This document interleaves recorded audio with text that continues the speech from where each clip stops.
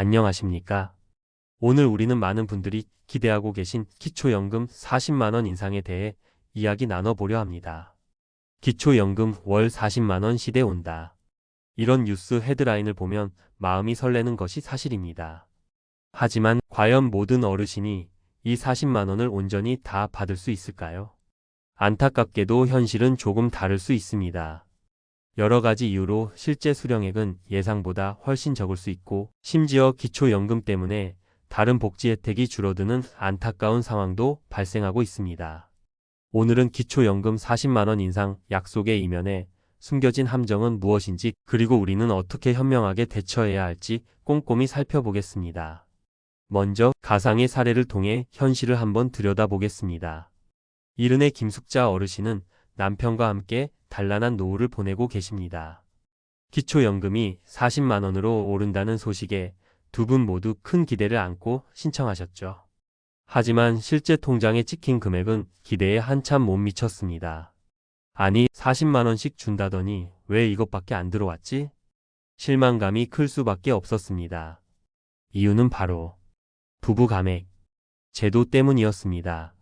한 언론 보도에 따르면 부부가 모두 기초연금을 받을 경우 각각 20%씩 삭감된 금액을 받게 됩니다. 단독 가구에 비해 부부 가구는 생활비가 절약된다는 이유지만 당사자 입장에서는 아쉬움이 클 수밖에 없죠. 여기에 만약 국민연금을 일정액 이상 받고 계신다면 국민연금 연계 감액까지 더해져 실제 손에 쥐는 돈은 더욱 줄어들 수 있다는 사실에 허탈감마저 느끼셨습니다. 또 다른 사례를 볼까요? 78배 박철우 어르신은 서울의 한쪽 방촌에서 홀로 어렵게 생활하고 계십니다. 당연히 기초연금 대상자이지만 어르신은 신청을 극도로 꺼리십니다.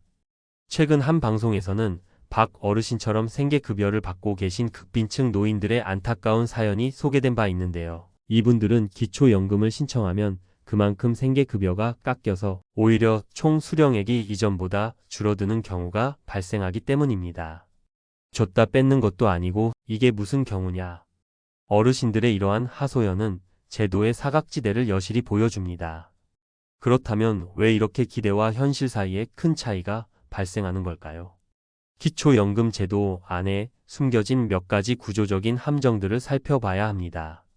첫 번째 함정은 앞서 김숙자 어르신 사례에서도 언급된 다양한 감액 제도의 존재입니다.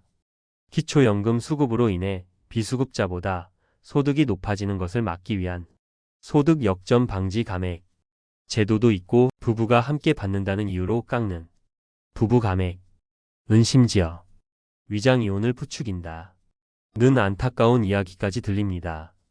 한 언론에서는 이 문제를 심층적으로 다루기도 했습니다. 또한 국민연금을 성실하게 납부해서 일정 금액 이상을 받게 되면 기초연금이 깎이는 국민연금 연계 감액 제도는 성실하게 산 죄밖에 없는데 역차별 아니냐 는 불만을 낳고 있습니다.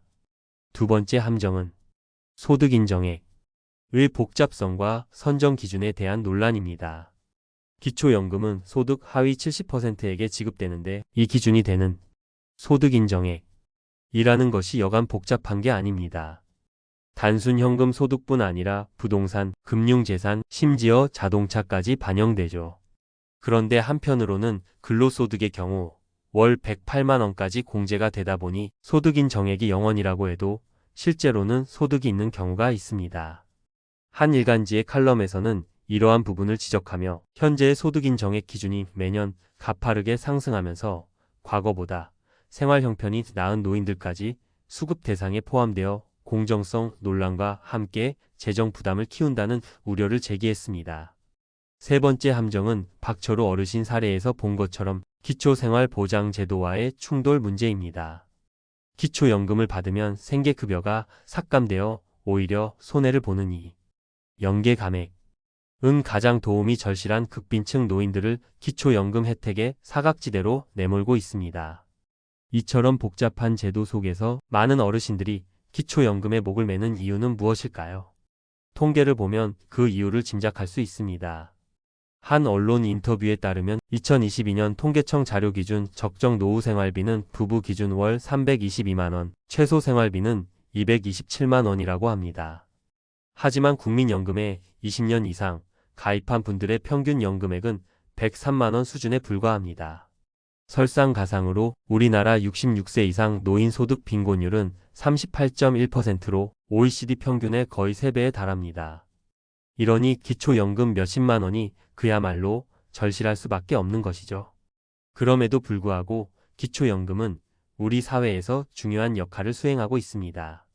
국민연금공단에서 발표한 자료를 보면 기초연금 수급자들은 실제로 생활에 여유가 생겼다. 병원 가는 부담이 줄었다. 고응답하는 등 만족도가 높은 것으로 나타났습니다. 주로 식비, 주거비, 의료비 등 기본적인 생활 유지에 사용되면서 지난 10년간 노인 빈곤율 하락에도 분명히 기여했습니다. 그렇다면 앞으로 기초연금은 어떤 방향으로 나아가야 할까요? 현재 정부와 전문가들 사이에서는 다양한 개선 방안이 논의되고 있습니다. 예를 들어 소득 인정액이 0원인 노인, 즉 정말 어려운 계층에게 우선적으로 40만 원 또는 그 이상을 지급하는 방안이 검토되고 있다는 소식도 들립니다. 또한 현재 소득 하위 70%라는 기준 대신 기준 중위 소득과 연동하거나 물가 상승률 정도만 반영하는 방식으로 선정 기준을 바꿔 재정 부담을 줄이면서 저소득층 지원 효과는 높이자는 현실적인 제안도 나오고 있습니다. 부부 감액이나 국민연금 연계 감액처럼 불합리하다는 지적이 많은 제도들에 대한 개선 요구도 높지만 막대한 재정 소요 때문에 신중한 접근이 필요하다는 의견도 만만치 않습니다. 무엇보다 기초연금과 국민연금의 관계는 풀기 어려운 숙제입니다. 기초연금이 인상될수록 국민연금 가입 유인이 약해지고 성실하게 국민연금 보험료를 납부한 사람들이 오히려 손해를 본다는 역차별 논란은 여전히 뜨겁습니다. 한 연구기관의 조사 결과를 보면 기초연금액이 40만 원으로 오를 경우 국민연금 가입을 중단하겠다는 응답도 상당수였다고 하니 그 심각성을 알 수 있습니다. 자, 그렇다면 이 복잡한 현실 속에서 우리는 무엇을 준비하고 알아야 할까요? 몇 가지 현명한 대처법을 말씀드리겠습니다. 첫째, 나의 실제 수령액을 정확히 파악하는 것이 가장 중요합니다. 정부 발표나 뉴스 헤드라인만 믿고 섣불리 기대하기보다는 나의 소득 인정액, 부부인지 여부, 국민연금 수령액 등을 모두 고려했을 때 실제로 얼마를 받을 수 있을지 확인해야 합니다. 가까운 국민연금공단 지사나 콜센터에 문의하시거나 온라인 복지로 사이트에서 모의 계산을 해보시는 것이 좋습니다. 둘째, 소득 인정액에 대한 이해를 높이셔야 합니다. 앞서 말씀드린 것처럼 소득 인정액은 단순 현금 소득 외에도 다양한 요소가 반영됩니다. 특히 어떤 항목들이 공제되는지, 예를 들어 근로소득은 월 108만 원까지 공제된다는 점 등을 잘 알아두시면 유리할 수 있습니다. 셋째, 만약 생계급여를 받고 계신다면 기초연금 신청으로 인해 오히려 손해를 보지는 않는지 반드시 따져보셔야 합니다.